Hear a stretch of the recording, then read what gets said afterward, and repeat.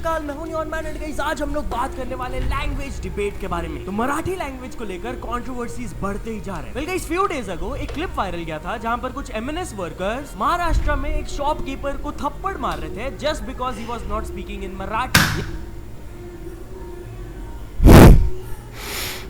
ये वायरल जाने के बाद एक बिजनेसमैन है जो कि उधर ही रहता है महाराष्ट्र में, उनके तरफ से ट्वीट आया था जहां पर वो एमएनएस के प्रेसिडेंट राज ठाकरे को टैग करके लिखे थे कि मैं 30 साल से मुंबई में रह रहा हूं एंड मैं आपके ये मिसकंडक्ट को देखकर रिजॉल्व किया हूं कि जब तक ऐसे लोगों को अलाउ किया जाएगा to take care of Marathi मानुस, मैं मराठी लर्न नहीं करूंगा। क्या करना है बोल। अब ये ट्वीट वायरल होने के बाद एमएनएस, ये तो आपकी चॉइस है, आप कौन सी लैंग्वेज में बात करना चाहते हो सामने वाले से, बट आपको उस लैंग्वेज पे बोलने के लिए फोर्स करा जाए किसी और के प्रति जो कि वहाँ का सिटीज़न है, तो ये तो हैरेसमेंट हो गई।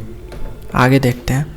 वर्कर्स क्या किए कि ये बिजनेसमैन के ऑफिस में जाकर उसको वैंडलाइज किए, पत्थर वगैरह एंड कुछ ऑब्जेक्ट्स फेंकने लगे एंड लोग ये चीज को देखकर बिल्कुल भी खुश नहीं है। लोग वहाँ के लॉ एंड ऑर्डर को क्वेश्चन करने लगे कि ये सब कैसे इतना ज्यादा ओपनली हो रहा है। कुछ लोग ये भी पॉइंट रेज किए कि फिर लोग बोलते हैं कि भाई रिच एंड ब्राइट लोग इंडिया को छोड़कर क्यों बाहर जा रहे हैं। एग्जैक्टली तो एक बार सोच के तो देखो, इंडिया में जितने भी हाईली सक्सेसफुल लोग हैं, मैं सबकी बात तो नहीं कर रहा हूँ, ऑलमोस्ट 70% लोग इंडिया को छोड़कर चले जाते हैं, या फिर जो इंडिया में रहते हैं वो रहना नहीं चाहते हैं, क्योंकि हम लोग जितना टैक्स देते हैं उसका हम लोगों को 10% भी बेनिफिट्स नहीं मिलता है। You know what, let suppose अगर मैं 10 लाख रुपए महीने कमा रहा हूँ और मैं एक एक्स अमाउंट टैक्स पे करता हूँ, तो अगर मुझे उस अमाउंट का कुछ रिटर्न ही नहीं मिलेगा तो यहाँ पर सबसे बड़ा पागल तो फिर वो इंसान हुआ जो वो टैक्स भर रहा है। और दूसरी बात, तुम टैक्स की तो बात छोड़ो, यहाँ पर बहुत साल पहले जब अंग्रेज़ लोग आए थे ना इंडिया को लूटने के लिए, तो उन लोगों को काम कराने में काफ़ी ज़्यादा दिक्कत हो रहा था हम लोगों से। उनका काम छुड़वा कर कि मतलब हम लोग काम ना करें, वो लाखों करोड़ों लोग को इंग्लिश सिखाने लग गए।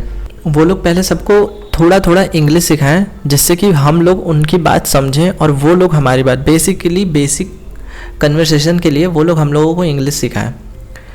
एंड वही आज भी होते आ रहा है। तुम एक ऐसे देश में रह रहे हो जब अगर तुम कस्टमर केयर को कॉल करते हो तो वहाँ पर हिंदी के लिए 2 दबाएं, एक नहीं, वहाँ पर बोला जाता है हिंदी के लिए 2 दबाएं।